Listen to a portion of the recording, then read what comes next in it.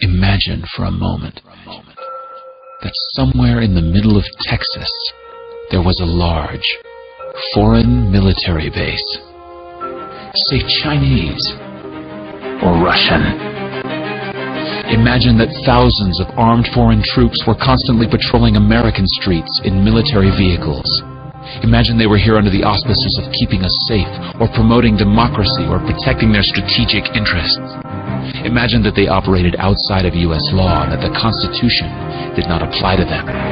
Imagine that every now and then they made mistakes or acted on bad information and accidentally killed or terrorized innocent Americans, including women and children, most of the time with little or no repercussions or consequences.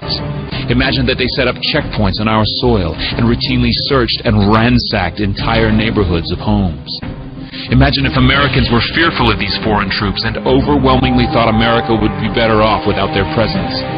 Imagine if some Americans were so angry about them being in Texas that they actually joined together to fight them off in defense of our soil and sovereignty because leadership in government refused or were unable to do so. Imagine that those Americans were labeled terrorists or insurgents for their defensive actions and routinely killed or captured or tortured by the foreign troops on our land. Imagine that the occupiers' attitude was that if they just killed enough Americans, the resistance would stop. But instead, for every American killed, 10 more would take up arms against them, resulting in perpetual bloodshed. Imagine if most of the citizens of the foreign land also wanted these troops to return home. Imagine if they elected a leader who promised to bring them home and put an end to this horror.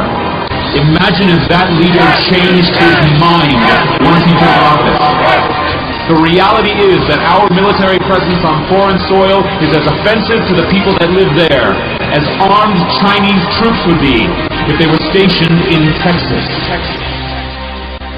Shutting down military bases and ceasing to deal with other nations with threats and violence is not isolationism. It is the opposite. Opening ourselves up to friendship, honest trade, and diplomacy is the foreign policy of peace and prosperity. It is the only foreign policy that will not bankrupt us in the short order, as our current actions most definitely will. I share the disappointment of the American people in the foreign policy rhetoric coming from the administration. The sad thing is, our foreign policy will change eventually, as Rome's did, when all budgetary and monetary tricks to fund it are exhausted.